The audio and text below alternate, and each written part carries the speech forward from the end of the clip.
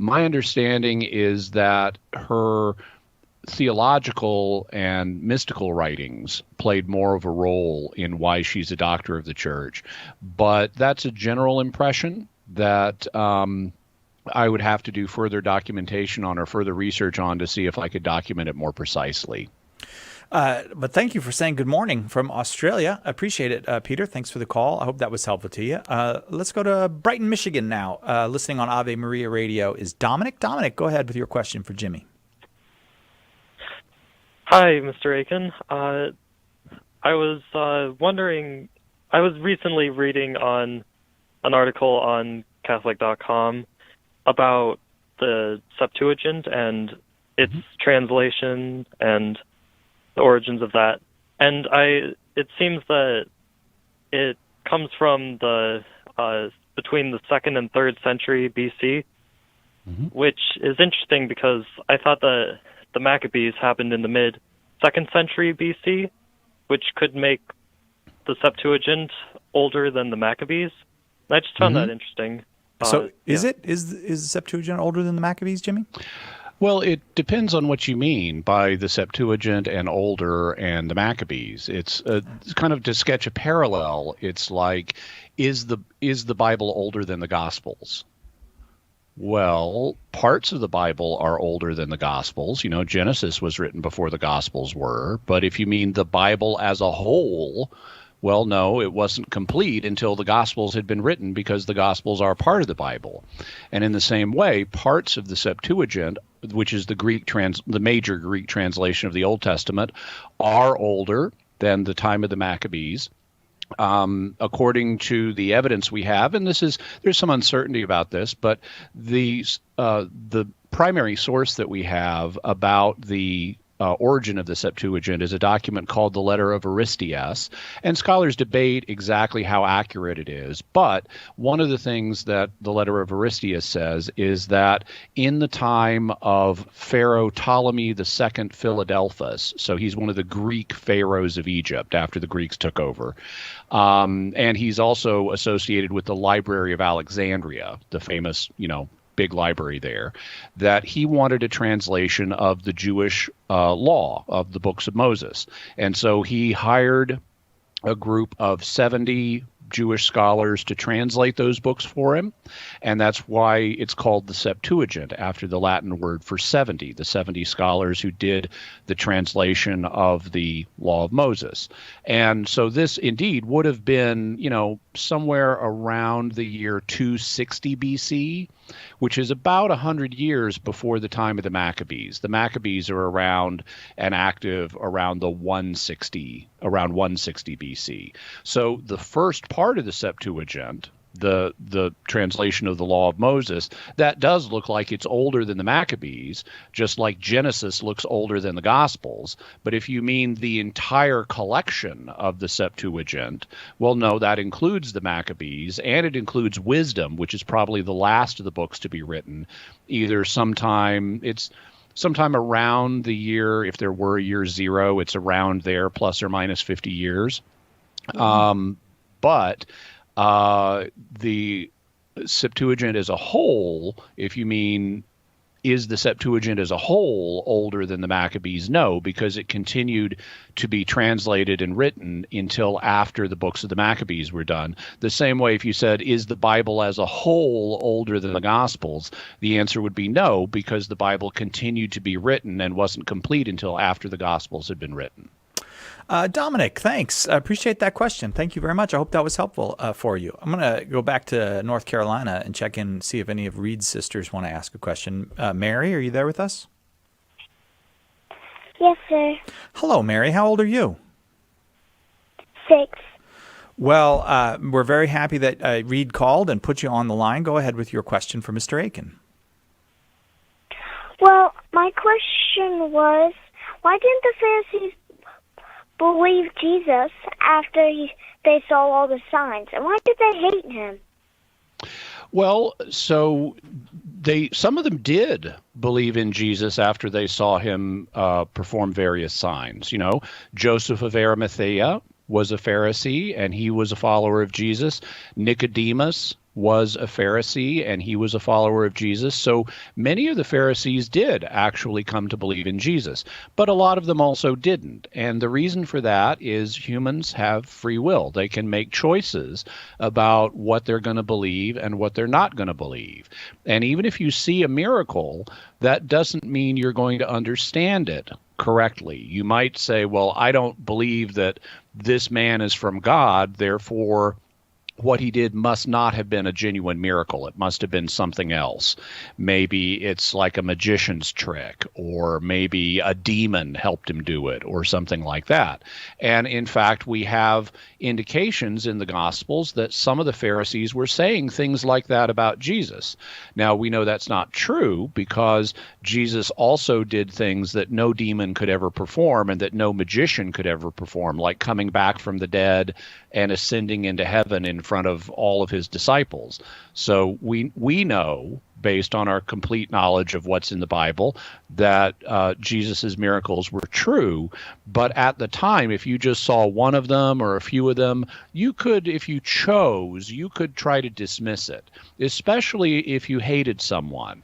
And that connects to your second question, why did they hate him?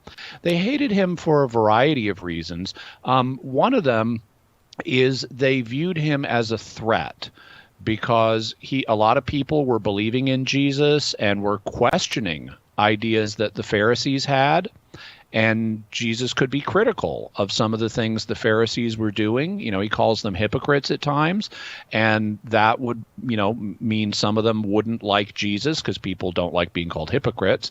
Also, they don't like losing their followers to someone else. And there's also another reason, which is that they were afraid that Jesus was going to start a rebellion against the Romans, and that the Romans were going to come in and just completely conquer Israel and destroy their temple and things like that.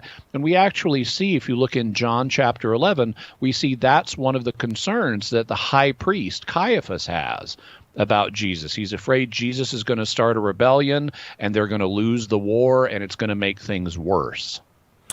Okay, Mary? Yes, sir. All right. Tell Nora she's next. We're going to do a few more calls, and then we'll come back to Nora for her question. I hope that was helpful to you, Mary. Let's go to Holly in Indiana, listening on Catholic.com. Glad to have you, Holly. Go ahead with your question for Jimmy. Hello. Thank you so much for taking my call. Your show has been a real blessing in my life this past year, so I thank you for that. Oh, thank you. So I'm wondering about the first reading from this past Sunday from Genesis chapter 22 with the command for Abraham to sacrifice Isaac. My pastor said that there was no way God literally commanded Abraham to kill his only son, but that Abraham simply imagined or misunderstood that such a sacrifice would be pleasing to God because of, say, his pagan surroundings. Is there a legitimate way to interpret the passage that way? Because it struck me as odd the way that he said that. So I wanted to get your thoughts on that. Yeah, I would say that there are ways to understand Genesis 22 non-literally. That this is meant to show the audience something other than what you might take it to mean at first reading, but I wouldn't do it the way your priest did. The text depicts Abraham as receiving an instruction from God to sacrifice Isaac as a test to see, is he really following God, or does he care more about his son Isaac than he does about God? And there's nothing in this text that suggests Abraham misunderstood the command that he received. There are other later passages, like in the book of Hebrews, that suggest Abraham may have thought, I will sacrifice Isaac, and then God will bring him back from the dead.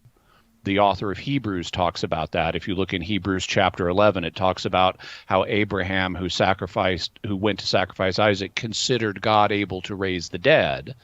And so since Abraham knew that his descendants were going to be reckoned through Isaac, if he sacrifices Isaac, well, then how's that going to happen unless God brings him back from the dead? And so that's one way that the text has been understood. Another way that the text has been understood, because this was written long after the events, is to show us a couple of lessons, but we're not meant to take the passage fully literally. One of the lessons is you need to follow God above all else. As Jesus said, you need to care more about him than, your ultimate loyalty needs to be to him, not to your own family. And we see that in the case of Abraham and Isaac. But also because the Israelites were later tempted to commit child sacrifice, because that was a practice that the Canaanites had, and some Israelites participated in it, that this is the author of Genesis's way of showing the Israelites, no, you do need to be loyal to God above all, but God does not want you to sacrifice your children to him, and that's why he ultimately rejects the sacrifice of Isaac and provides an alternative. Okay, Holly? Yeah, so that does make sense, and I have heard some of those points of view before. The one thing that I guess if I could have a follow-up, one question came up about kind of one of the priest's objections to it being to any sort of literal reading was that God would never command his people to kill another person, but that confused me too, because I actually literally just the other day read an account in Deuteronomy with King Sihon, if I'm saying that right, with his defeat and everything, where God did command the Israelites to go into battle. Holly, I'm going to let, because there's limited time, just let Jimmy address that. What about God commanding? There's also a question about how literal those passages are meant to be. There are ways of taking them literally. In fact, the historic majority opinion has been that those passages, including the sacrifice of Isaac, are to be taken literally, and the justification that people like Thomas Aquinas would offer is that all life is a gift of God, and therefore it's up to God how much of that gift you get, and therefore, when your life ends and the means by which your life ends is something that God can appropriately determine. And so, although we have not been given carte blanche to take innocent life or to take life, God can determine when a person's life is going to end and whether you're going to be the instrument through which that happens. And if God gives permission or commands it in a particular case, that it is morally legitimate in those cases. So there's these different ways of taking these passages, and the church has not ruled definitively on which way, if any of the ones we've mentioned, is correct. Holly, thank you. I'm glad we've gotten to accompany you this year. I hope that will go on. Appreciate the call. Maybe you'll call back again sometime. Right now we have to take a break. Jimmy Akin is our guest. It's open forum. You can ask anything you want to ask. The number is 888-318-7884. Jimmy's senior apologist here at Catholic Answers, ready to take your questions. And you know what? When Jimmy's here, you can really ask anything. Really, anything. Try it. Right back. Stay with us for more Catholic Answers Live.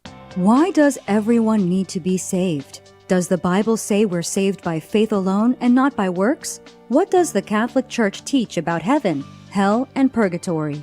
In 20 Answers Salvation, you'll find smart, solid answers to these questions and many more, laying out the beautiful story of how God calls us out of sin, justifies us, makes us holy, and leads us to everlasting life with Him.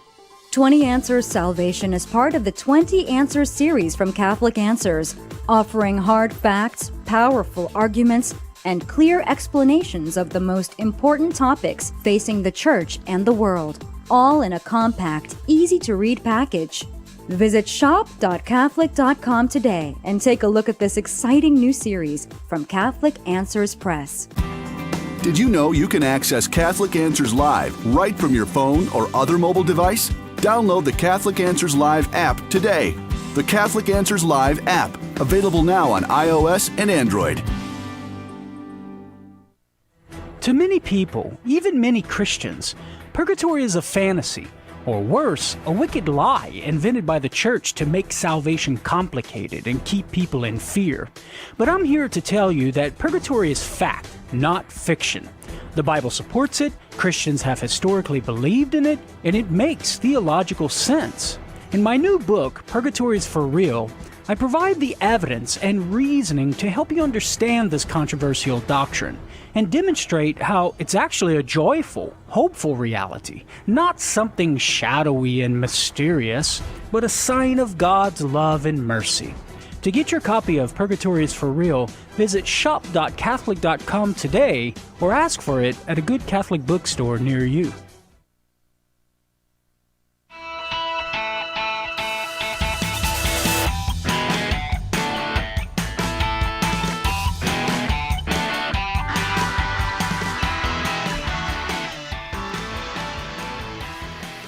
Welcome back to Catholic Answers Live. I'm Cy Kellett, your host. Boy, lines have been staying full. Lots of folks on the line for Jimmy Akin, our senior apologist.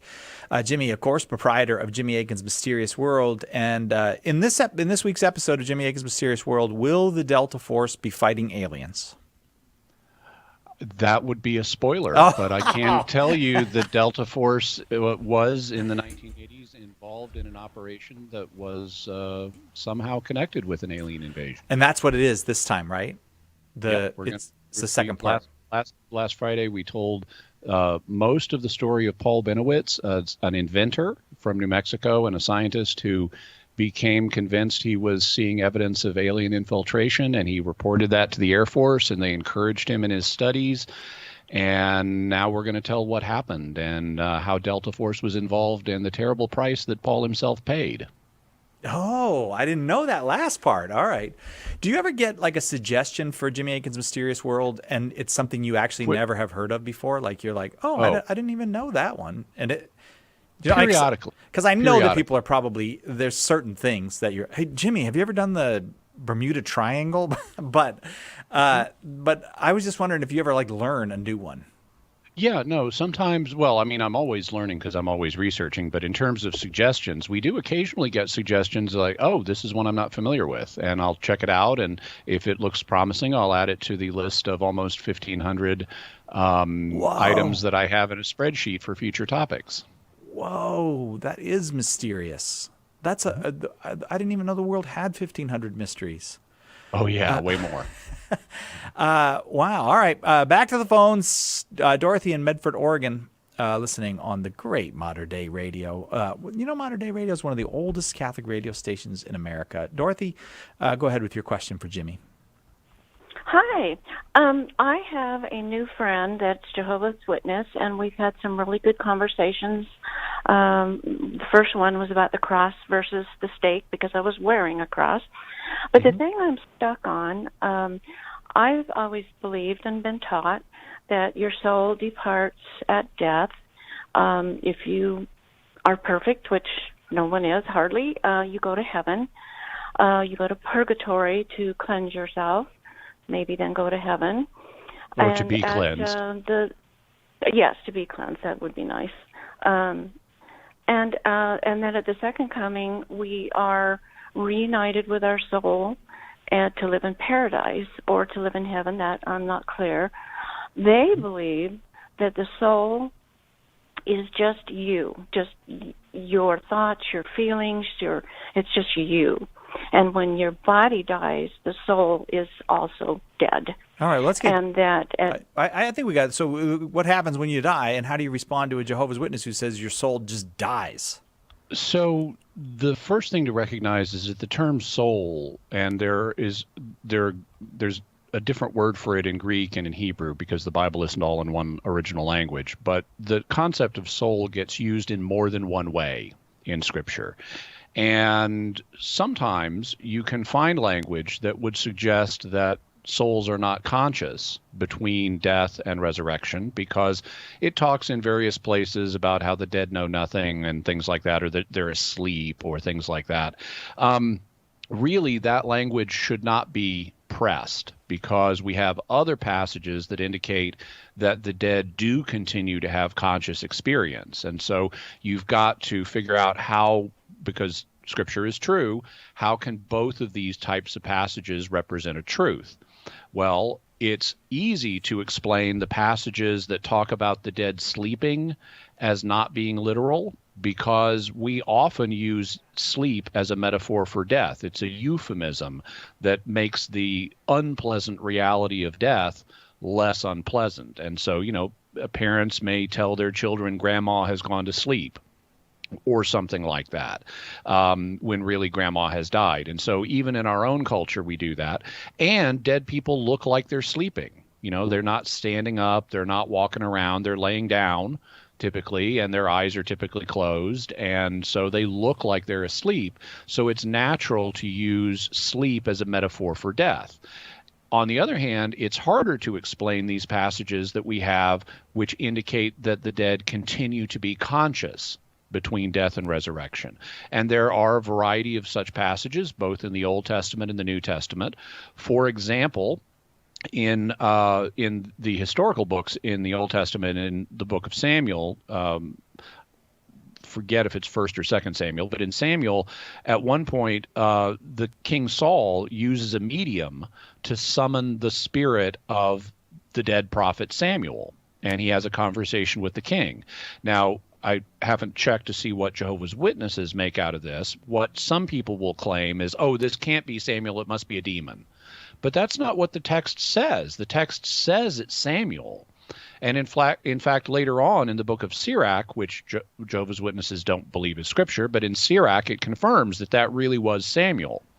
Also, in 2nd Maccabees, which Jehovah's Witnesses don't believe in scripture, we have the leader Judah Maccabee receiving a vision of the dead high priest Onias and the dead prophet Jeremiah, who are praying for the people of Israel in the afterlife. And so there again, at least in the Catholic Bible, we have another indication that the souls of departed human beings continue to be conscious in the afterlife.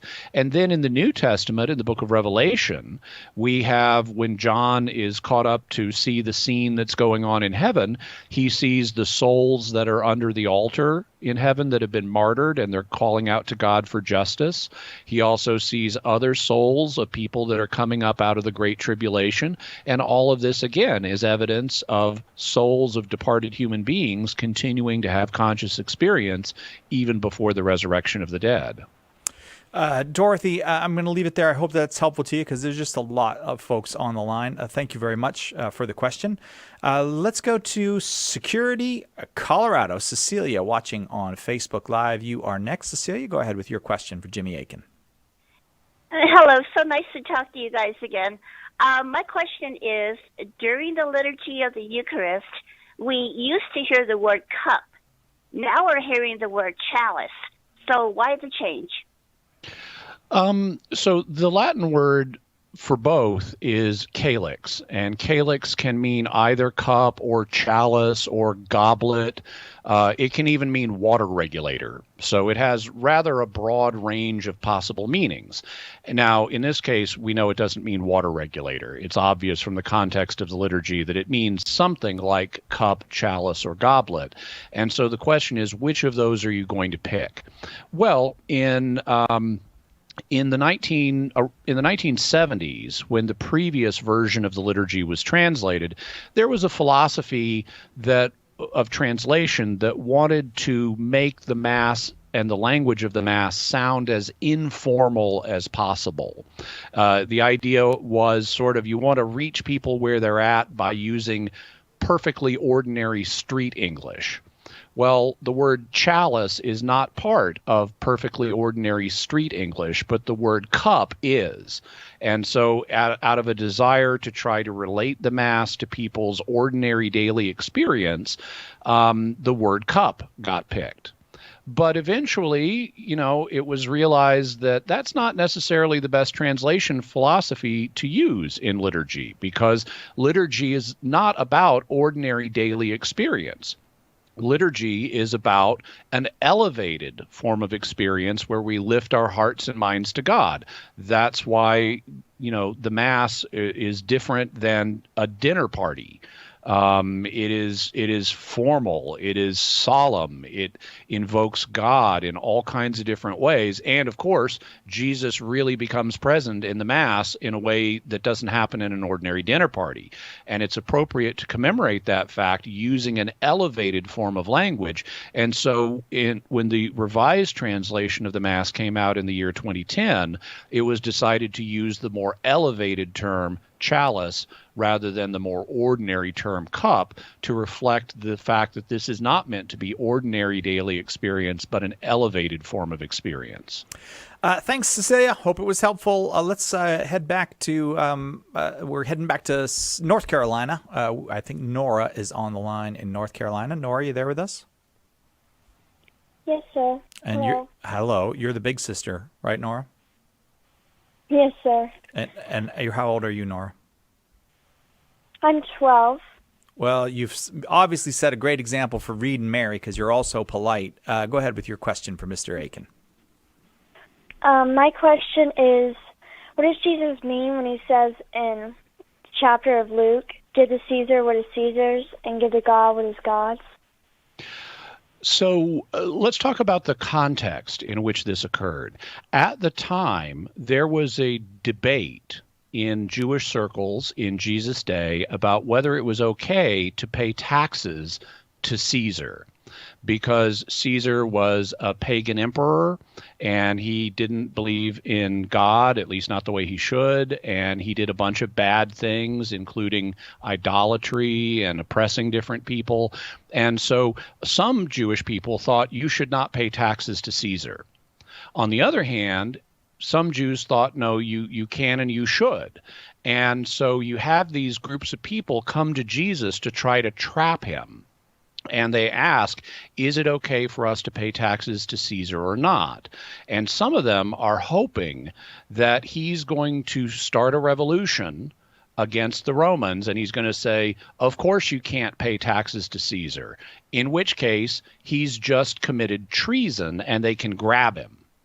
And so, on the other hand, if he says, well, yes, you can pay taxes to Caesar, then that will offend other Jewish people who would want to say, well, maybe no, you shouldn't, because we have a religious duty to God rather than Caesar.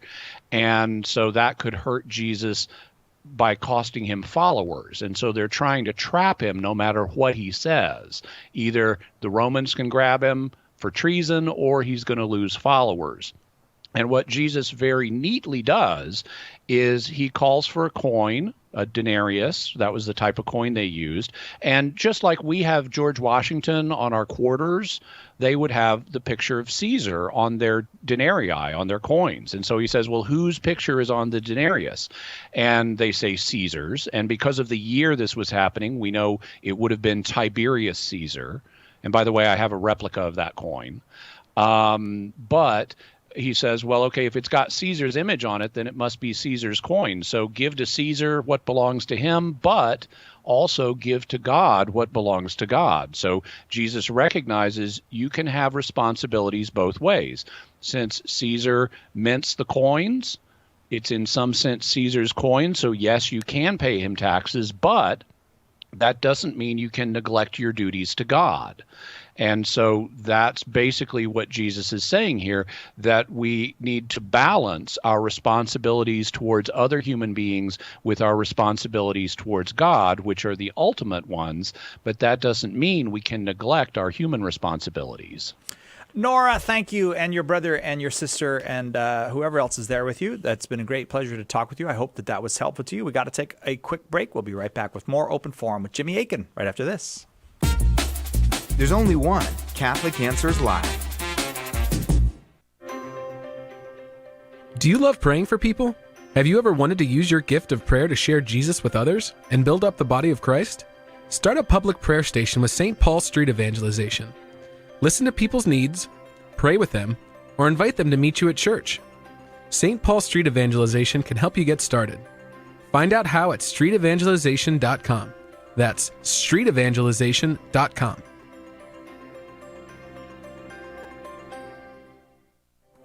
Underwriting for Catholic Answers Live is provided by Real Estate for Life. Real Estate for Life connects home buyers and sellers to real estate agents while supporting pro-life organizations. On the web at realestateforlife.org. Ever feel like life is just too busy, too much?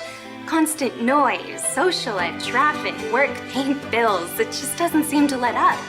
Well, maybe it's time for a change.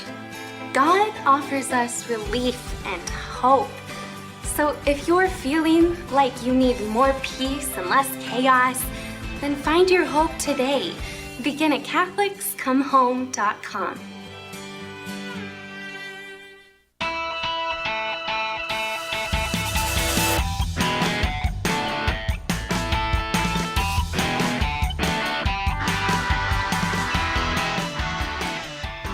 Just the luck of the draw. I'm looking at Sean in Denver, Colorado, and I think he's been waiting on the phone almost the whole show. It just happens sometimes. It's just the way the calls go. But Sean in Denver, if you're there with us, thanks for being patient and waiting, and you can go ahead with your question for Jimmy. Yeah, no problem. Thanks so much for taking my call. So I was wondering, I've been doing the St. Joseph consecration, and it got me thinking, since we know that Mary is the only person besides Jesus who was without sin, do we have any sort of account of St. Joseph sinning or any idea of what St. Joseph sinning might have looked like?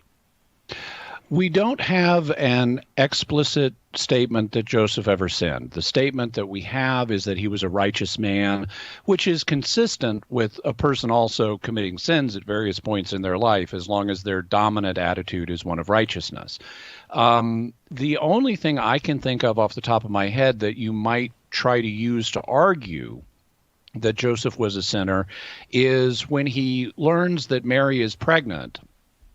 He initially plans to divorce her quietly rather than put her to a public shame. And you could somehow claim that the fact he doesn't realize that that she has not been unfaithful to him is some kind of moral stain. However, there are a couple of problems with that. The first problem is that Matthew himself presents the plan to divorce Mary quietly as a righteous act, because the alternative is putting her to public shame, and he's so righteous he doesn't want to do that. So he's sensitive to her needs and her reputation and so forth. The other problem is this doesn't seem to indicate a problem of the will. It's an information problem. And even Mary herself could fail to understand certain things about Jesus and his ministry. We see that in Luke chapter 2. Where Jesus has been left behind in Jerusalem, and Mary, like Joseph, does not initially realize he's not with us, so they misunderstand that. And then they don't immediately realize, oh, he's got to be in the temple, so let's go there first. And because when she gets there, she says, don't you know that your father and I have been searching for you, indicating this was not the first place they went. So it was possible even for Mary to lack information and have incorrect perceptions of these things without her sinning.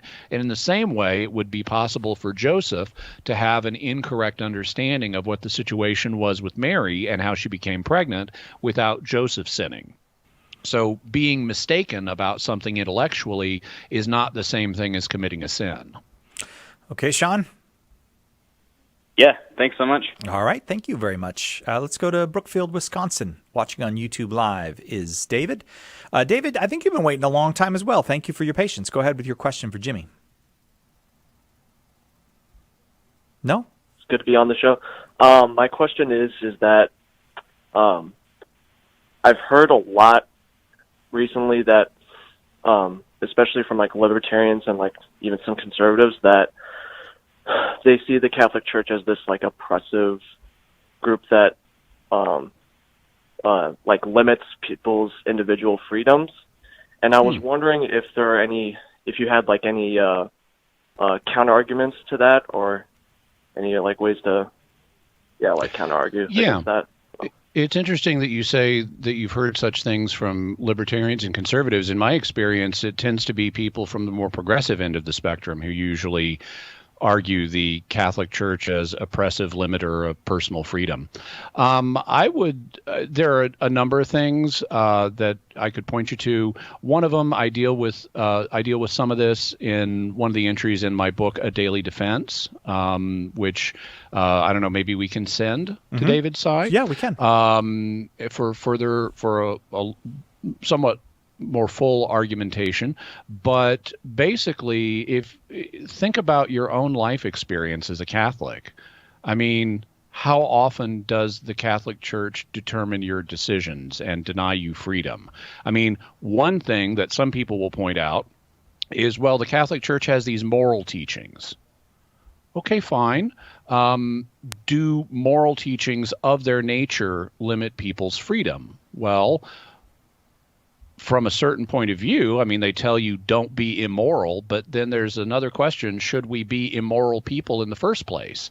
And anybody who has moral values, and that would include progressives and libertarians and conservatives, anybody who has moral values should say, well, no, we should be moral people. So we can maybe have disagreements about what does morality require, but saying we ought to be moral does not infringe on anybody's liberty, because we don't have liberty to just go do immoral things, however you envision those, whether you think it's immoral to be racist or sexist or whatever it may be. We don't have moral liberty to go do those things because they're wrong. So if you then step back from the question of morality and say, okay, well, what other rules does the Catholic Church have? Well, it actually has vastly less than the United States does. If you look at the U.S. Federal Code of Law, it's just volume after volume after volume of detailed regulations that overregulate everything in our lives. Whereas the Catholic Church has the Code of Canon Law, which is, it's a book, it's like 1.5 inches thick, and most of it doesn't even apply to ordinary Catholics, because most of it is dealing with detailed procedures that ordinary Catholics never even encounter. So what kind of rules, other than a moral nature, does an average Catholic encounter? Well, let's see. Go to church on Sunday. Get married in the church or get a dispensation to have a non-Catholic marriage. If you have mortal sin, go to confession once a year. Do what you can to support the preaching of the gospel. It's very basic stuff like this. Get baptized and confirmed. All of this is very basic. It's actually a very minimal imposition on people's activity. Some would say we maybe even ought to strengthen the level of engagement that Catholics should have with the church and with their faith. But the idea that the church is systematically denying people liberty is frankly a joke. Other than moral commandments, the requirements the church makes for individual Catholics in their life are really, really moderate. Okay. David? All right. I thank you for the answer then. Well, just want to let you know that I'm... What? No, I was just going to say that you should hang on because if you'd like, we'll get your address and we'll send you a copy of Jimmy's book, A Daily Defense. But go ahead with the point you were going to make. Yeah, I was just about to say I'm a huge fan of Catholic Answers, and the first time I heard about it, I was like, what? And yeah, it's just been a huge help for me defending my faith, and I really appreciate that, that you guys do your work, and I appreciate it so much. Well, I have to say, when people hear about us, like, what? That's a common response. I do think that's very common, and that is very sweet of you to say it. Thank you, David. I think we got time for another one, Jimmy. Do you think we got time for another one? I think so. Sure. Who can we get to? Maybe even 2 more. You never know. Let's go to Harry in Salem, Massachusetts. Okay, watching or listening on the Catholic Answers Live app. Harry, glad to have you. Go ahead with your question for Jimmy Akin. Sure. I've been a Catholic all my life, and recently I've noticed this doctor on YouTube, Dr. Fred Tarsitano, who was him and his family were Roman Catholics all their lives, but he stopped being a Catholic after he heard a number of different things about the Catholic religion. Is there one that's I just don't want to get too much into this person that I don't know. So, Harry, is there one that's bothering you? You can just give it to Jimmy and he'll handle it? right here. It's from the King James Holy Bible, Revelation 18, 4 and 5. And it says? It says, and I heard another voice from heaven saying, "Come out of her, my people, that you be not partakers of her sins, and that you receive not of her plagues." And then 5, for her sins have reached unto heaven, and God hath remembered her iniquities. So that scared me, and then I started looking at other segments that he has on YouTube. Are you worried that that's Okay. the Catholic So- Church that he's referring Yeah. to? So this is a common claim in some anti-Catholic circles that the Whore of Babylon in the Book of Revelation is the Catholic Church, and there are a bunch of ways to show that's false. One that I'll mention is that the Whore of Babylon is depicted in the Book of Revelation as having persecuted apostles and prophets. Well, if it's the Catholic Church, which anti-Catholics claim did not exist in the first century, how could it possibly persecute apostles since they were only around in the first century? Now, there's a lot more to say about the Whore of Babylon and why it's not the Catholic Church, but for that I'll recommend to you some more detailed reading that you can go over and digest and have time to think about. And that's an article that I wrote quite a number of years ago called "Hunting the Whore of Babylon." And so if you Google Jimmy Akin hunting the Whore of Babylon, or if you also Google Jimmy Akin who is the whore, these articles should come up. One of them, you'll find them both at Catholic.com, and you'll find them at JimmyAkin.com. And it'll go through this whole issue in a lot more detail than we're able to really do on the air. Those are some good titles for those articles, though, Jimmy. Harry, I hope that that's helpful, and maybe you can call back with follow-up questions. Jimmy, you've got a book that'll come out. I don't know when it'll come out, but you just finished it on anti-Catholic myths. Is the Whore of Babylon one in there? The whore is, there are some related issues. The whore is not specifically there, but some things like papal antichrist theory is.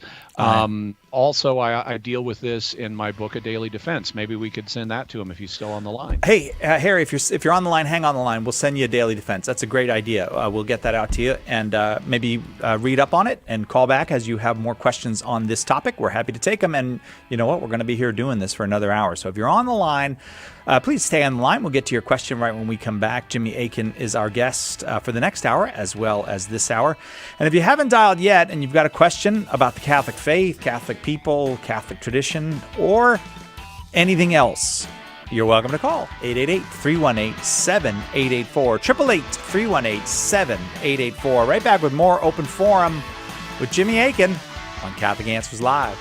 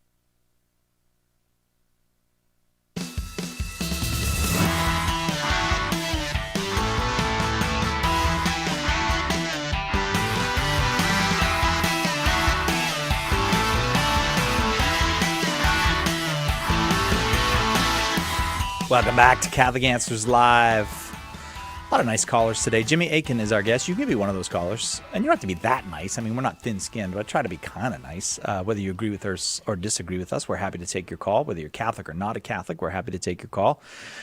Jimmy Akin, senior apologist here at Catholic Answers, is our guest. A couple times last hour, you probably heard him give away his book, A Daily Defense, 365 Days Plus One to Becoming a Better Apologist. He's also the author of this book, The Bible is a Catholic Book, and quite a few others, including The Drama of Salvation and quite a few others. He's also the proprietor of Jimmy Akin's Mysterious World, a growing podcast on that many people find fascinating. Usually an episode is about an hour. Is that right? Just come in. Yeah, typically between 45 minutes and an hour and a half, typically. Yeah, and you give a good discussion of a mystery, of something mysterious. Could be a religious, could be scientific. The answer to many questions is aliens on the... Well, that's one of the proposed answers. Yeah, right. I haven't come across anywhere I felt confident that was the answer. Exactly. But right. yeah, we give background on the mystery, and then we look at the mystery from both the faith perspective and the reason perspective to see what both would have to say about it. If you're of my age and you liked Leonard Nimoy's book, In Search Of, there's the spirit, a little bit of that, of In Search Of spirit.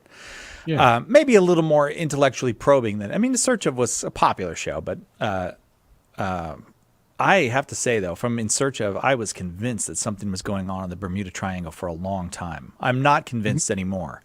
So I think that they might have, I don't know. I'm convinced something's going on in the Bermuda Triangle. Well, something. Lots of oceanographic, life processes, for example. I think you are aware of what I was getting at. There are parts of the ocean, though, that are like I think they even have this on charts where geomagnetic anomalies occur that can mess with ships' navigation. Yeah, or I know there's one area off the west coast or the east coast of Africa where rogue waves are actually more common in that part. So there could be something, but I also you lose more ships in shipping lanes. Is that a fact, Jimmy? See, that's Jimmy Akin right there. He knows these obscure facts that others wouldn't know. You lose more ships in shipping lanes. Yeah, but there are also geomagnetic anomalies in some parts of the ocean, although not there as far as I'm aware. There is one in the South Atlantic off the coast of South America known as the South Atlantic magnetic anomaly that is actually strong enough it can mess with satellites. Really? What would that mean, that there's some kind of metal under the surface? Is that some kind of ferrous metal under the surface that is generating a fluctuation in the Earth's magnetic field strong enough to reach up high enough to affect satellites. So I'm guessing if it's a giant mass of metal under the surface of the Earth, that's obviously an ancient alien ship. Well, to quote Francis Urquhart, you might think that. I couldn't possibly comment. 888-318-7884 is the number. Next, Katerina from Saskatoon, Saskatchewan, Canada called. And if someone calls from Saskatoon, Saskatchewan, Canada, you want to say Saskatoon, Saskatchewan, Canada. Saskatchewan more than once. Katerina, I'm delighted that you called, so I got to say that 3 times. Go ahead with your question for Jimmy. Hi, I just wanted to say I'm a huge fan of the show. I'm also a huge fan of Mysterious World and of The Secrets of Doctor Who. So thank you so much for the Oh, cool. Really That's Jimmy, his other internet gig, The Secrets of Doctor Who, and occasionally some Star Trek stuff too. Yeah. Thank you. It's all really great. So I had kind of a weird question, you might say. I recently became aware of the claim that St. Joseph was possibly the son of Cleopatra VII. This claim was specifically made by a man called Stephen Donald Norris in a book called Unraveling the Family History of Jesus. The book also supports the idea or the truth that Mary was a perpetual virgin. So I was wondering if Jimmy Akin had any insight, had ever heard this claim or could comment on it at all. Perfect Jimmy Akin question. Thanks, Katerina. Okay, so I have not heard this claim before, and I haven't had the opportunity to research it. But off the top of my head, I would say it's remarkably unlikely to be true. So first, we should mention who Cleopatra VII is. There were in the Ptolemaic dynasty of the Greek pharaohs of Egypt. So this is in the period after the conquests of Alexander the Great in the 300s BC, but before Rome assumes control of Egypt around 30 BC. This is the period of the Ptolemaic dynasty. And all of the men pharaohs in this period, they're all named Ptolemy. Every single one of them. If anyone asks you what's the name of that Ptolemaic pharaoh, Ptolemy is the answer. All right, that's my kind of question. For the women in the family, they're either named Bernice or Bernike, or they're named Cleopatra. And so we have to distinguish them by numbers, just like we do the pharaohs. And Cleopatra VII is the famous one. She's the one that, they made the movie about with Liz Taylor. She's the popular one. If you just hear Cleopatra, they mean Cleopatra VII. She's also the last pharaoh of Egypt, because she's the one who's on the throne at the time that Rome takes over. She at first, she's engaged in some political intrigues with her own family and her own brother and sisters, and Rome ends up getting involved. She brings Julius Caesar down to Egypt. They take a tour of the Nile. They become romantically involved. They have a son named Caesarion, or Little Caesar. Then after... I don't know if he made pizza, but that's what they called him. I was waiting for it, Jimmy. I was holding my tongue on that. She then, after Caesar's assassination, she gets involved with Mark Antony, and Mark Antony has a kind of rivalry with Octavius, who becomes Augustus, and they fight each other at the Battle of Actium, which was a sea battle, and Cleopatra and Mark Antony lose that battle. They lose the Battle of Actium, which allows Augustus to have unchallenged power in the Roman Empire, and Mark Antony and Cleopatra end up dying, Cleopatra dying around 30 BC. Now, how likely is it that Cleopatra could have been the mother of St. Joseph? I would say not very, because we know a lot about her family. We know who her brothers and sisters were, who never came to the throne. We know about Caesarion. We know a lot about her family, and there's no space in that for St. Joseph. Also, second factor I would cite against this, who would the father have been? I mean, we're told about St. Joseph's ancestry in both Matthew and Luke. We don't have any indication that either of the line of men in the genealogy had gone down to Egypt, where they could have met and romanced Cleopatra. We also... It would be very unlikely, because we know St. Joseph's family was lower class, and we know that among other reasons because when they're presenting Jesus at the temple for the purification, they offer the pauper's offering, which is like 2 doves, which meant you didn't have enough money to afford a more robust offering like a sheep or a goat. So we know that they were lower class. It would be very unlikely. Also, he's a manual laborer, he's a carpenter. And so it would be very unlikely that a Jewish manual laborer who's poor and lives in Galilee and has family down in Bethlehem would ever get over to Egypt and or his father, I should say, would ever get over to Egypt and get involved with the head of state. The pharaoh, who's regarded as a living goddess in this case. They're just from different worlds, socially speaking. And so the idea that St. Joseph's father could have gone over there and gotten into the same social circles and romanced Cleopatra and had St. Joseph would strike me off the top of my head as extremely unlikely. However, I'm always open to evidence, and if someone can provide compelling evidence that this was true, well, that would be interesting, but I wouldn't bet on it happening. Katerina, thanks. We have to take a quick break, so we'll be right back with more Open Forum with Jimmy Akin right after this. This is Bishop Chad Zielinski from the Diocese of Fairbanks of Northern Alaska, and you are listening to Catholic Answers Live.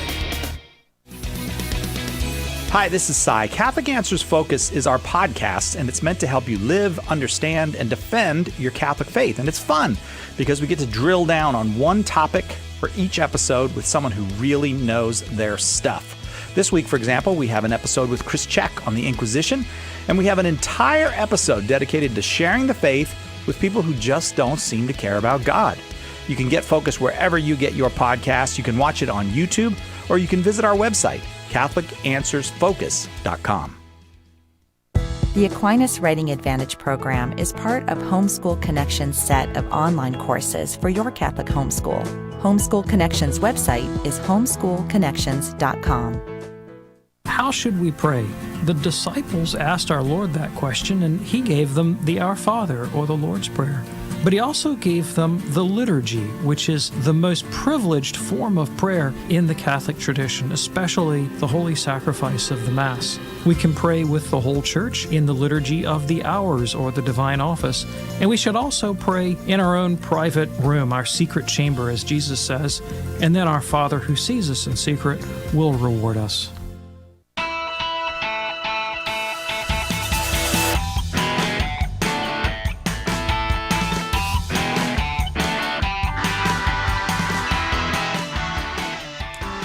Welcome back to Catholic Answers Live. I am Cy Kellett, your host, and our guest is Jimmy Akin, senior apologist here at Catholic Answers this hour to take your questions on anything. It's open forum. Any call from anyone, welcome. 888-318-7884, heading all the way down from Canada now to Jacksonville, Florida. Joseph in Jacksonville, watching on YouTube. You are up next. Go ahead with your question for Jimmy Akin.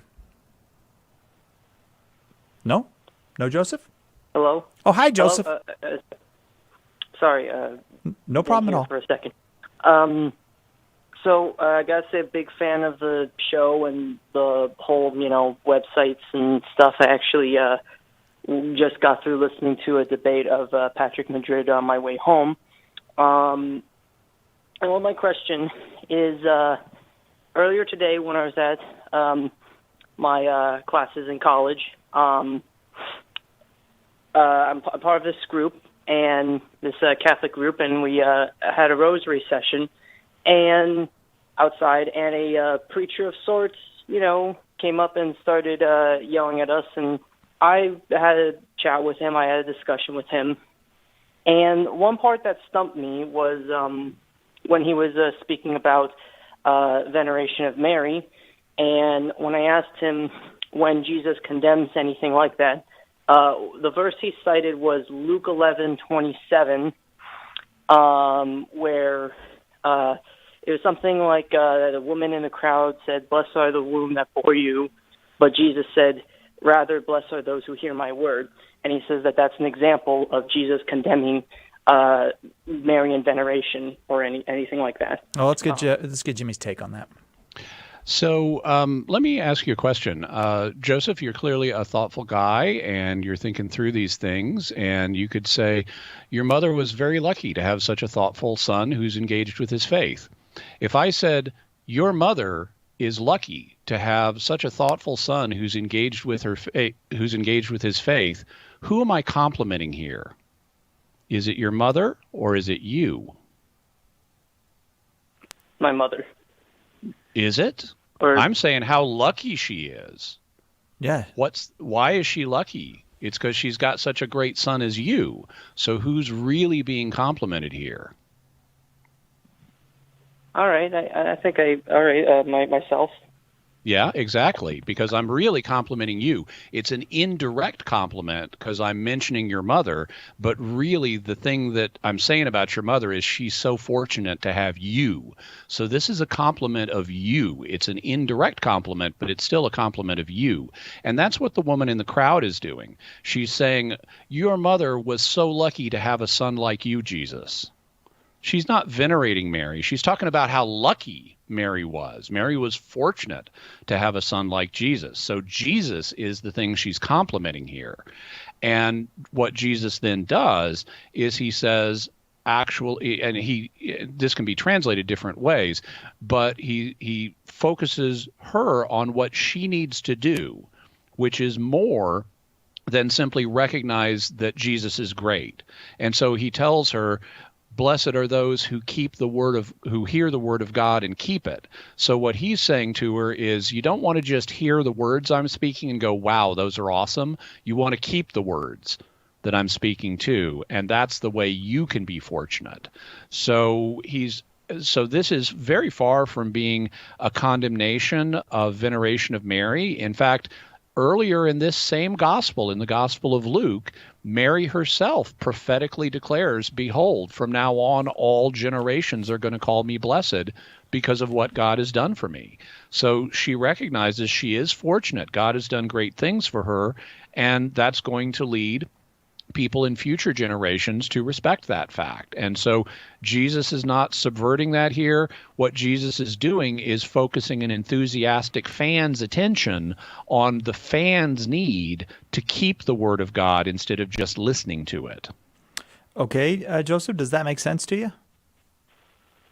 Yeah, and just as a quick side question, what would be, for Jimmy, what would the earliest recorded prayers of involving Mary be? Because that's something else is always brought up, is that the Hail Mary was not created until the Middle Ages or whenever. There are prayers involving Mary much earlier than that. One that I know that is sometimes regarded as the earliest surviving one is the Sub Tuum Praesidium.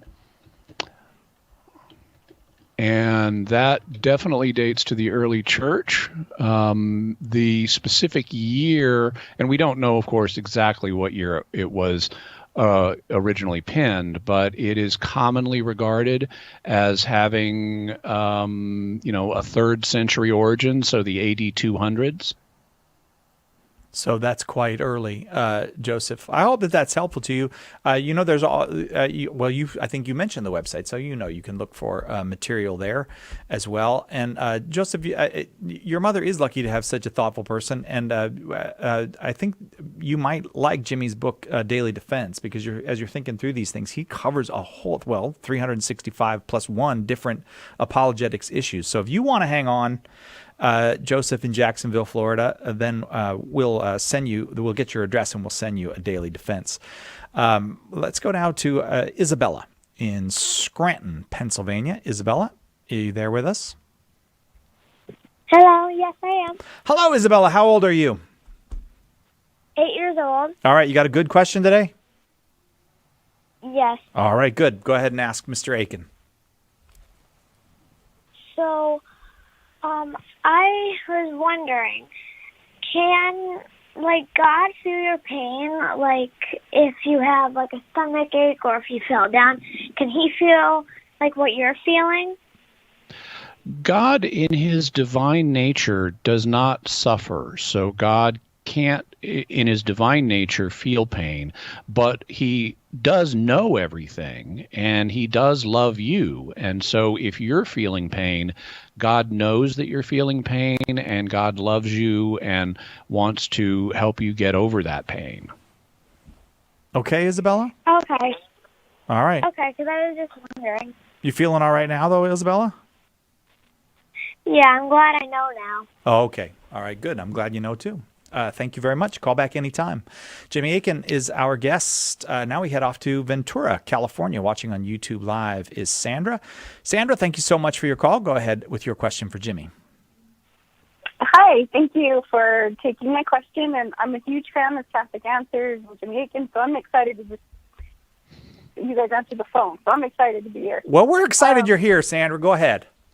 Thank you. My question is regarding Jesus when he was praying in the Garden of Gethsemane.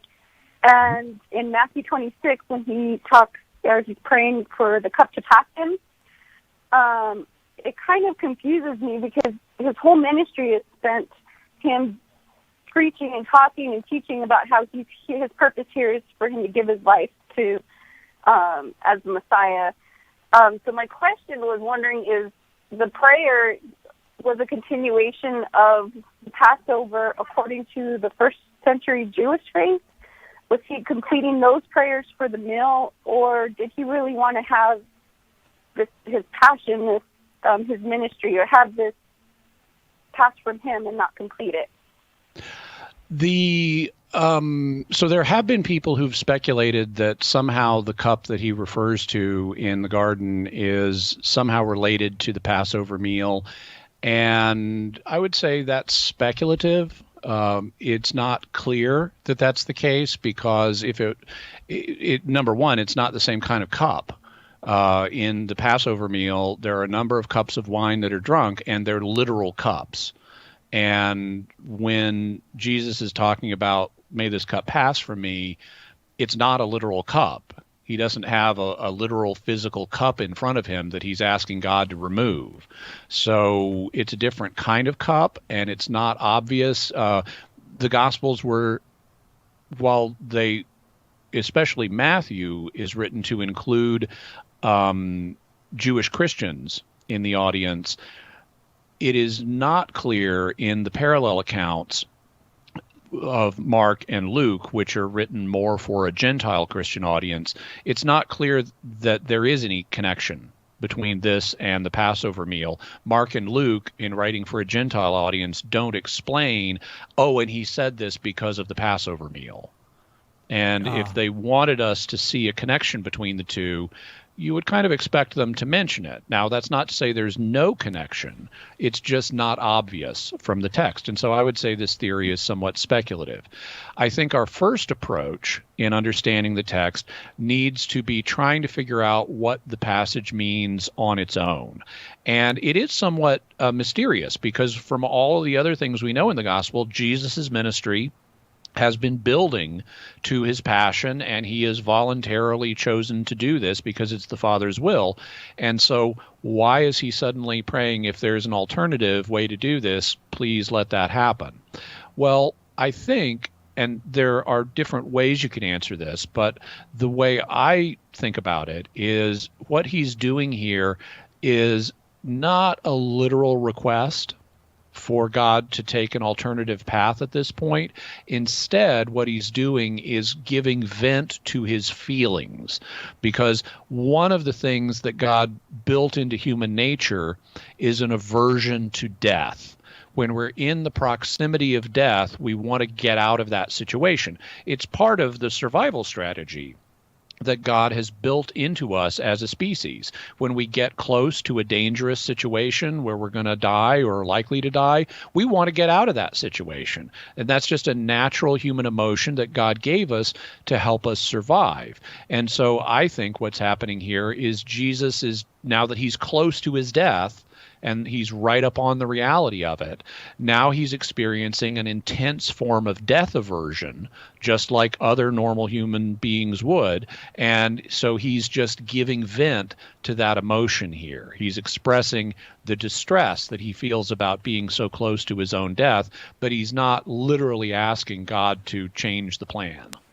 Sandra, thanks. I'm going to just keep moving. I got you, Sandra, because there's a lot of folks on the line, and we don't have that much time left. So I'll just say thanks, and I hope that is helpful to you.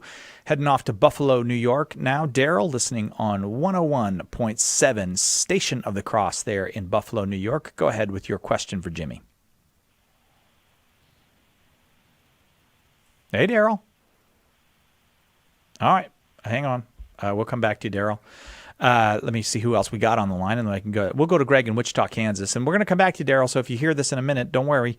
96.7 FM in Wichita, Kansas. Greg, go ahead with your question for Jimmy Agan. Hello. Hello, Greg.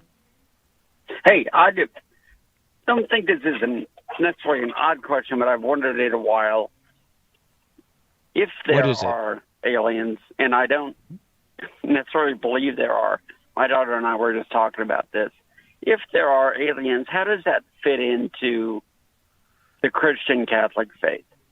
Okay.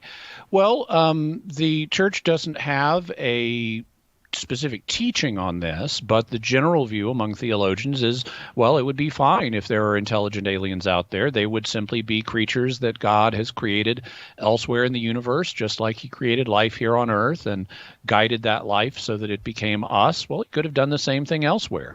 In fact, even though angels are not biological the way we are.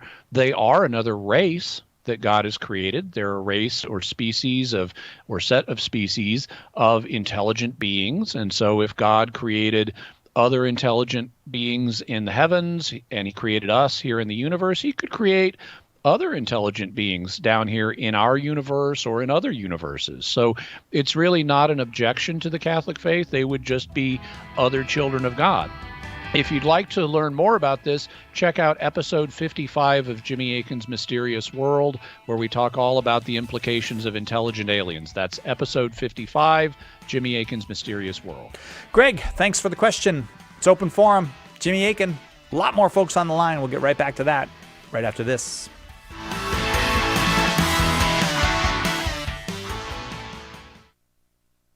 Bringing you the truth. Catholic Answers Live. To many people, even many Christians, purgatory is a fantasy, or worse, a wicked lie invented by the church to make salvation complicated and keep people in fear. But I'm here to tell you that purgatory is fact, not fiction. The Bible supports it, Christians have historically believed in it, and it makes theological sense. In my new book, Purgatory is for Real, I provide the evidence and reasoning to help you understand this controversial doctrine and demonstrate how it's actually a joyful, hopeful reality, not something shadowy and mysterious, but a sign of God's love and mercy. To get your copy of Purgatory is for Real, visit shop.catholic.com today or ask for it at a good Catholic bookstore near you. Did you know you can access Catholic Answers Live right from your phone or other mobile device? Download the Catholic Answers Live app today. The Catholic Answers Live app, available now on iOS and Android. Bishop Joseph Strickland of Tyler, Texas, is one of the most courageous leaders in the church, known for his outspoken support of unborn life, Orthodox faith and morals, and reforming Catholic institutions. In his groundbreaking new book, Light and Leaven, he offers a forthright perspective on the state of the church today and calls on the lay faithful to meet its challenges boldly, touching on topics including parish renewal, the centrality of the Eucharist, the need for prayer and silence in a noisy and distracted age, and the battle between good and evil in the church and world. Bishop Strickland's wise insights and evident love for souls will inspire and edify you. To order your copy of Light and Leaven, visit shop.catholic.com today or ask for it at a good Catholic bookstore near you.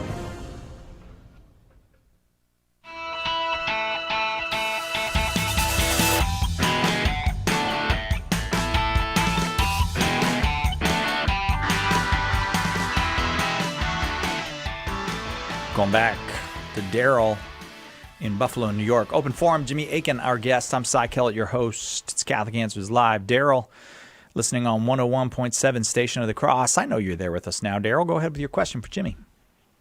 Yes, sir. Yes, sir. I had the mute button on and didn't even realize it. I do it all the time. Can you hear me okay? Yeah, you sound fine. Okay. Jimmy, I'm a big fan. I don't know about your OMAD diet. I heard it the other day. Doing the one meal a day, we call that the OMAD, but I'm going to give it a try. Oh, one meal a day. Oh, I see. Yeah. Yeah. If you want information about it and how I got onto it gently, you can go to jimmyakin.com/fast, FAST. Okay. So let me get into the meat of the discussion here. What I wanted to ask, and I just have a side question, but so I've had a few relatives, even my father, who was born Catholic, cradle Catholic, raised Catholic, and because of the scandals throughout the years in the church, he became born again, and kind of disheartened by it. And but I do hear him saying his prayers at night, and he still slips in an Our Father in there. So I'm hoping he reverts back. But my question is, I know you have a ton of books out there, and I get questioned on a lot about my faith, and trying to sorry about the dog, trying to defend it against born again, but even like Protestants, I don't know where to really begin. I know I should probably be learning my Bible and defending against it. So is it a matter of people are using Scripture against what the Catholic Church teaches? So they're saying things like the Bible says this, and how can you Catholics believe it? It's that kind of thing? Exactly. It's spot on. Like you really hit it. Okay, let's let Jimmy. How do you get prepared to answer those kind of questions? Well, there are a variety of ways. I mean, you can do lots of primary research on every single question that's out there. I always recommend, for folks who want a deep knowledge of these things, well, start by reading the Catechism so you have a good grounding in your faith, and then read the Bible all the way through. You can do it in a year. It's not a problem.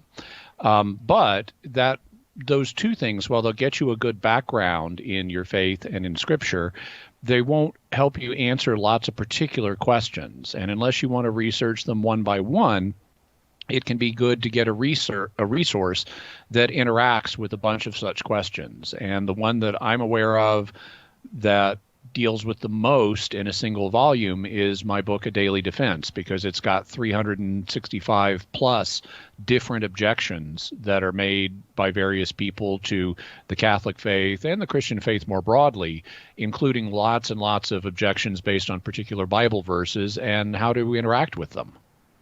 All right. Yeah, I think we've given it away a few times. If you'll hang on the line, Daryl, I think we can send it to Buffalo, New York. So just hang on the line. We'll send you a copy of A Daily Defense, 365 Days plus one to becoming a better apologist. Great place to start and get your research going. Let's go to Muscatine, Iowa. Now listening on 105.3 FM is Ralph. Ralph, we're glad to have you. Go ahead with your question for Jimmy Akin. All right, Jimmy. It was an ordinary time right before Lent started. There was a reading from Genesis 2 about the two trees, the tree of life, which is in the middle, and then it just mentions the tree of good, of the knowledge of good and bad. And then in Genesis 3, 2 days later, they mention Eve is talking with the devil, and Eve answers, and it's double quoted, that, no, we're not supposed to eat of any of the fruit except the fruit of the tree in the middle of the garden. And I've always wrestled with that. Why does Eve say in the middle of the garden, yet they're not supposed to eat from the fruit of the tree of the knowledge of good and bad? And then I also have a good answer that was given to me why aliens would come to the world of our world even. I think it's very logical if he wants to listen to that. My answer, well, the guy gave, it's a short answer, but it's really interesting. Well, let's get an answer about the trees, though, because are you clear on what the question is about the trees, Jimmy? Well, I think he's asking about a stylistic variation because we do have a description of the two trees, and then in Genesis 3, the serpent shows up and says, did God really say you shall not eat any tree in the garden? And the woman replies, we may eat the fruit of the trees in the garden, but God said, you shall not eat the fruit of the tree that is in the midst of the garden, neither shall you touch it, which actually God did not say, lest you die. So she's gotten actually part of God's message wrong. God didn't say you couldn't touch it. But it's obvious from context which tree she's talking about, because if you've read the previous chapter, we are told about these two special trees, one of which Adam and Eve are forbidden to eat from. And so it's clear in the context she's talking about the tree of the knowledge of good and evil, which was one of the trees in the midst of the garden. But for simple stylistic reasons, the author is using a different description of that tree. I don't think there's any particular, certainly not any obvious significance to the fact she's using this other description. But it is just a stylistic variation as far as I would be concerned, at least on first glance. And actually, if you keep reading, even in chapter 3, the context again makes it clear which tree we're talking about, because the devil immediately says, well, you surely won't die. God knows when you eat of it, your eyes will be opened and you'll be like God, knowing good and evil. So clearly this is the same tree. If you want a conjecture, it's just a speculation about why the author of Genesis would use a different description of the tree, it could be because humans don't like too much repetition in their speech. That's the reason we have pronouns.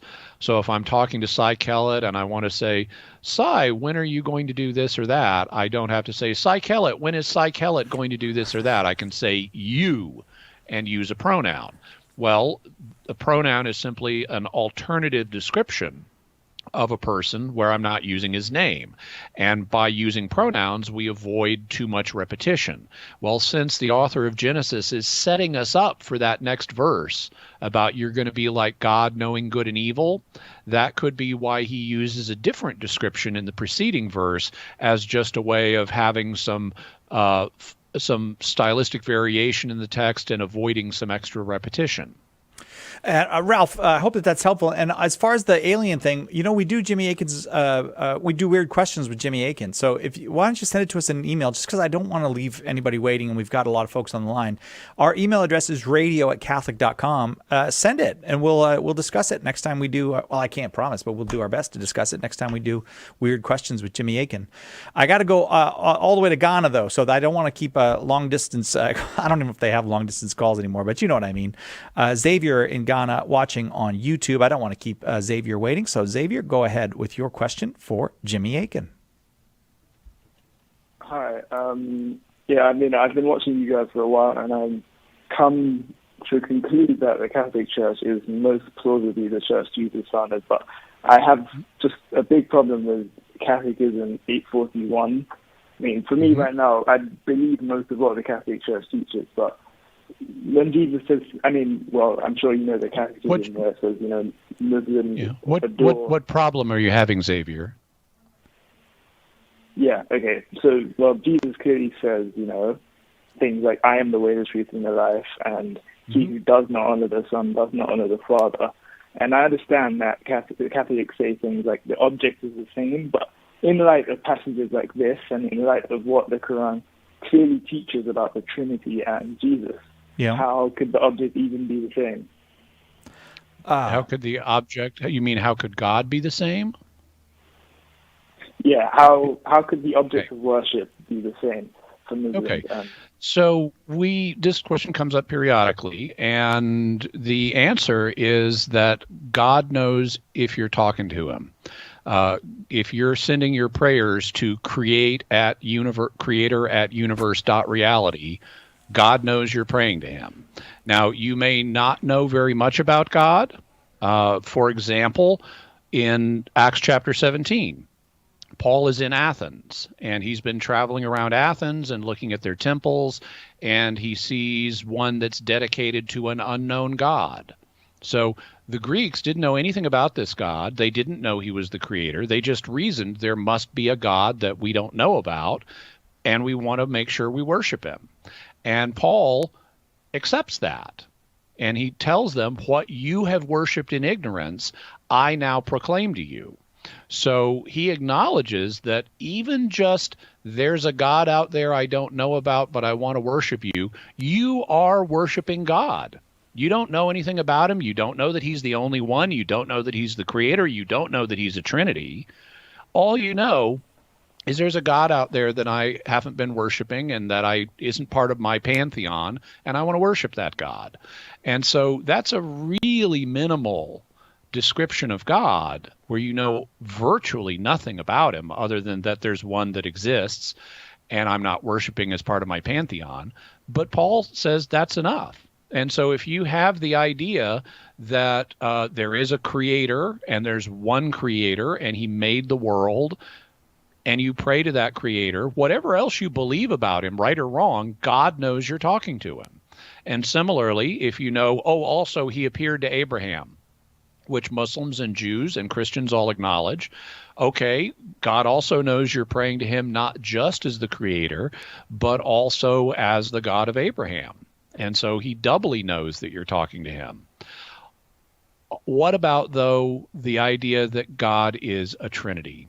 Well, okay, Jesus revealed that God is a Trinity, but you don't have to believe that God is a Trinity for him to know that you're talking to him. prior to the time of Jesus, the Trinity had not been clearly revealed. And so there were lots of people prior to the time of Jesus who conceived of God as just a single person.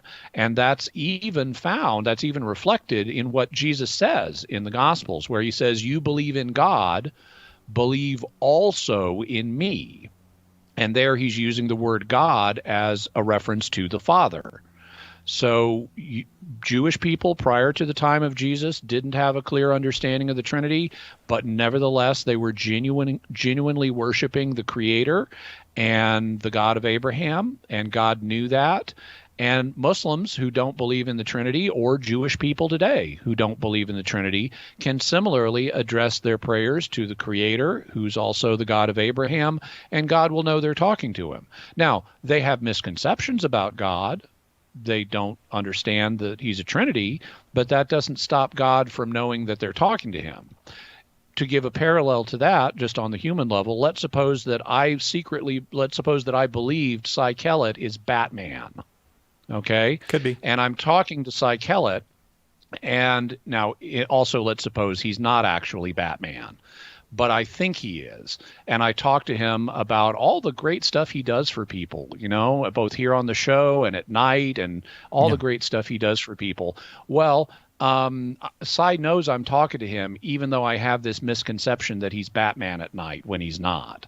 So you can have misconceptions about someone, and they can still know you're talking to them. Xavier, I gotta move. I've got to get down to the Bat Cave, and we got to take this quick break. So I hope that was helpful to you. Please call back if you need further clarification. I got to take a break. Right back with more Open Forum with Jimmy Akin. Hello, this is Archbishop Alexander Sample of the Archdiocese of Portland in Oregon. Keep that dial right here on Catholic Answers Live.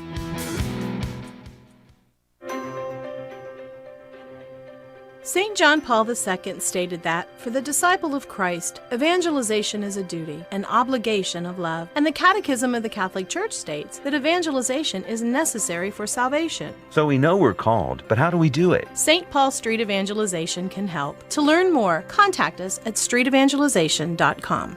That's streetevangelization.com.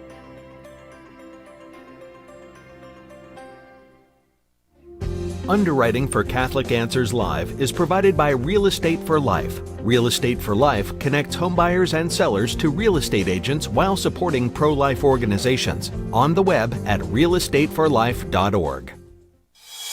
The wisdom of Mother Angelica. You know, I have never seen women who want to be equal absolutely degrading themselves. And yet the media degrades your nature, your beauty as a woman, your goodness. Let us pray at some point our dear Lord touches their hearts. For more information on Mother Angelica, visit Religious Catalog at EWTNRC.com.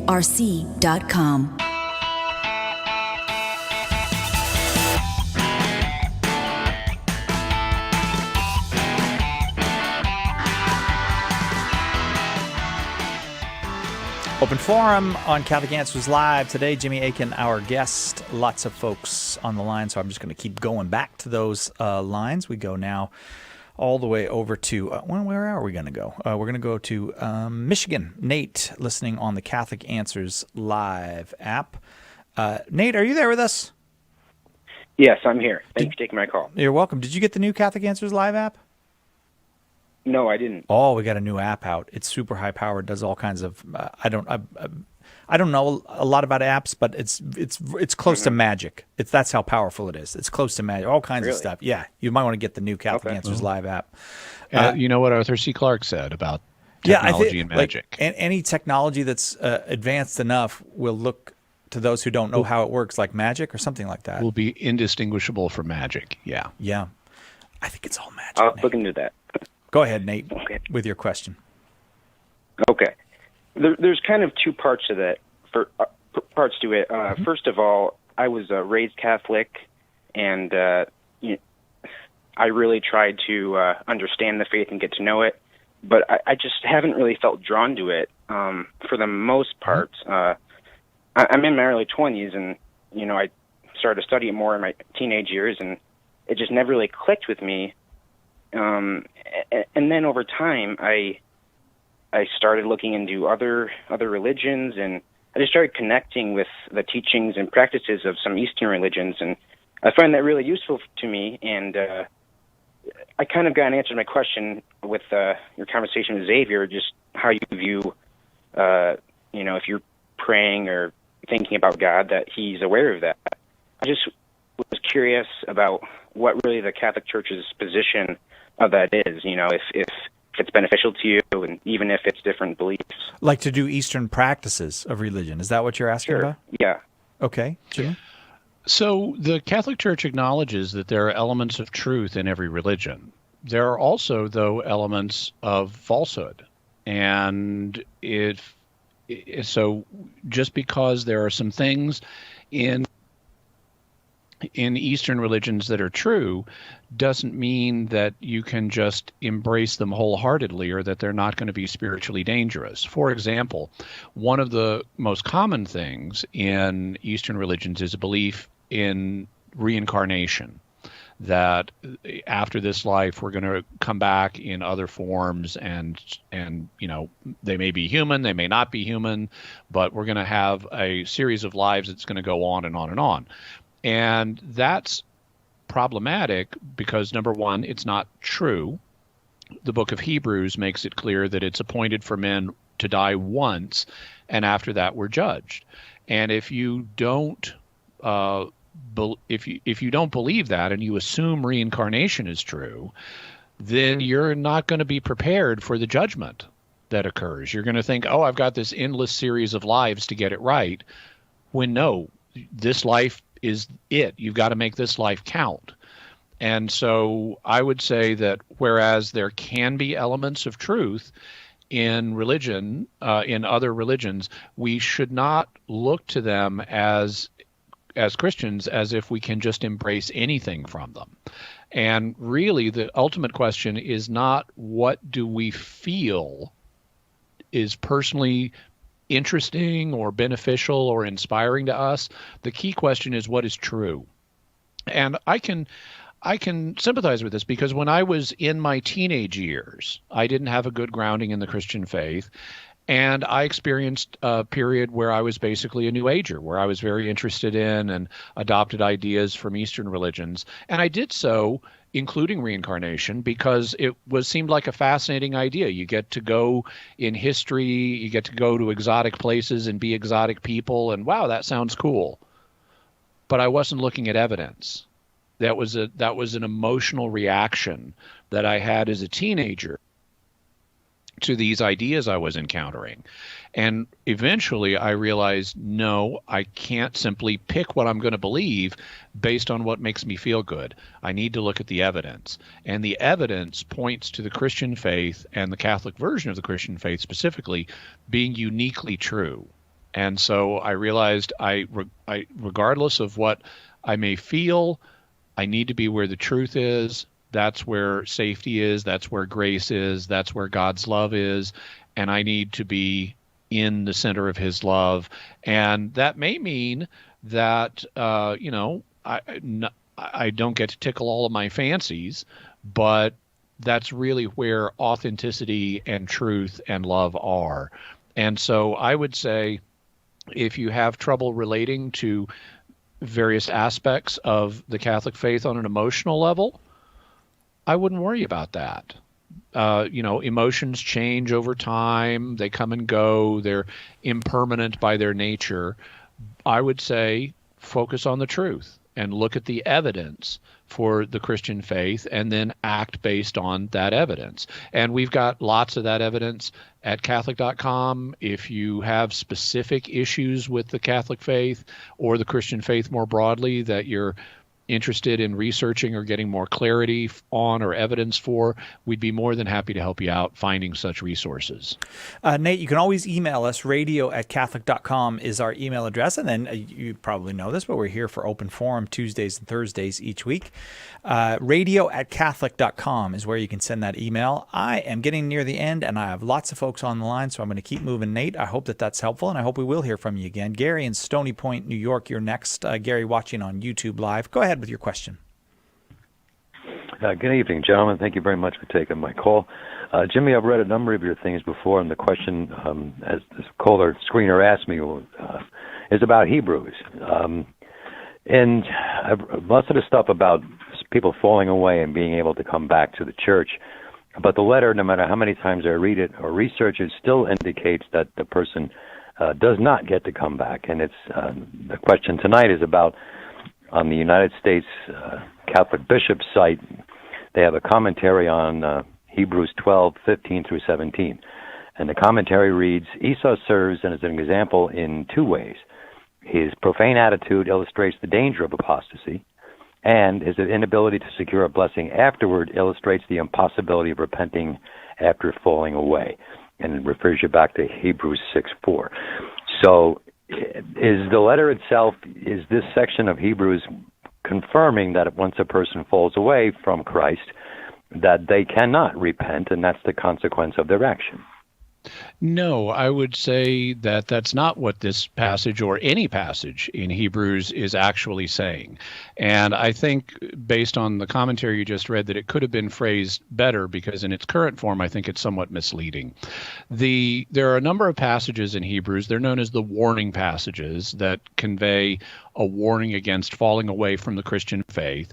And they say things like, the most strongest of them is that it's impossible to renew those who have fallen away after having tasted the heavenly gift and the powers of the world to come and all these great things that are part of the Christian faith, if after, despite having received all of these benefits, you fall away and go back to Judaism. It's not possible to renew you to repentance, because despite all the good things that happened, you are crucifying the Son of God again and putting him to a public shame. And what that means in its historical context is you are saying, as a Jew who's fallen away from the Christian faith, Jesus Christ was a messianic pretender, he was a false Messiah who deserved what he got and needs to be held up to public shame. And that's what the author of Hebrews means by these people are crucifying him again in their hearts. They're renewing the idea in their hearts that Jesus ought to have been crucified. So the author of Hebrews' point is, if you have received all of the benefits of the Christian age, including the Eucharist and the powers of the age to come, the miracles that are performed by the Holy Spirit, and you've had all of this great stuff, and you still go to a position of saying Jesus Christ was a false Messiah who deserved to be crucified, then your heart is really hard. And that's why he says it's impossible to renew them to repentance, because their heart's really hard. He's using a literary form here known as hyperbole. Hyperbole is exaggeration to make a point. It is not literally impossible for people who have fallen away to return to the Christian faith. Human experience shows otherwise. It happens all the time. It even happens with people who were Jewish Christians who then fell away and came back to Christ. So clearly, this does happen, that people can come back and repent again after they've fallen away from the faith. And that, among other things, tells us that the author of Hebrews is simply using hyperbole at this point. He's saying, look, these people are so hard of heart, don't waste your time trying to get them back, because they're just too hard of heart at this point. He's not meaning that God can't bring them back, because as Jesus himself told us, what's impossible with men is possible with God, and anybody can repent. In fact, that's the point of the parable of the prodigal son, where you start as a son of the Father, you fall into a life of sin and leave the Father and are described by the Father as being dead, but then you come back and the Father receives you and declares you alive again. So Jesus is very well aware people can fall away from being sons of the Father and can come back, and we don't want to overinterpret a passage as meaning more than what the whole of Scripture would tell us about this. Thanks. I hope that was helpful to you, Gary. Appreciate the call. I'm sorry that we didn't get to everybody, but sometimes that happens. There's just so many calls today, and we did work our way through a lot with Jimmy Akin. Jimmy, thank you very much. Appreciate you being here with us for both hours. My pleasure, Cy. And on Friday, we'll chat. Well, if you want to just start now, go to last week's Jimmy Akin's Mysterious World. You can start the UFO and the Delta Force one, and then you can finish it on Friday. It's a two-parter. You can finish it on Friday. We'll see you tomorrow, God willing, right here on Catholic Answers Live.